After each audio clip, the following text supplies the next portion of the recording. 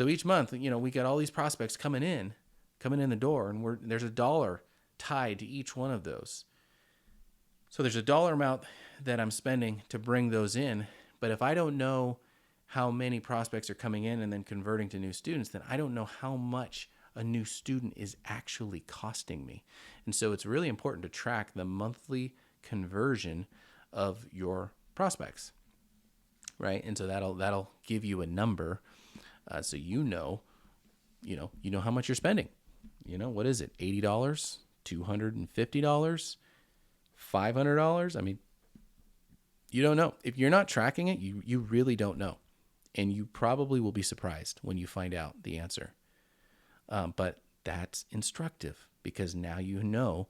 So going into it, you can say, if I want to get 50 prospects this month, that means I'm probably going to have to spend around, $5,500. And then that's going to net me, around X number. So like you can actually back up the math, and it can be very reliably predictable because you have data to back it up. So knowing your monthly conversions makes a big, big difference. So speaking of marketing, what's your marketing budget? Like, how much are you spending and how much should you be spending? The spend should be directly commensurate to the average increase you expect to see. So like, for example, if your marketing budget is, let's say it's 10%, right? And let's say you're bringing in $200,000 a year.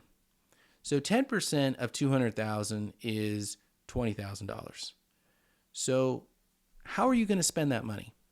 You have a whole year to spend $20,000 in marketing. How are you going to spend it? Well, you already have the data to tell you how much to spend and where to spend it, right? Because we know. So here's what I did. I went back 7 years, and you can go back however many years, however many years you've been open or however many years you want to go back. 7's a really big number. You could probably go back 5 years. You could even go back 3 years. But the more data, the better, right? So like I went back 7 years, and I looked at each month, and I averaged out the number of students we added in each one of those months. So then you've got the number. So once you have that number, you just divide it by the total number of marketing spend that you're allowing yourself, and it comes up with a percentage.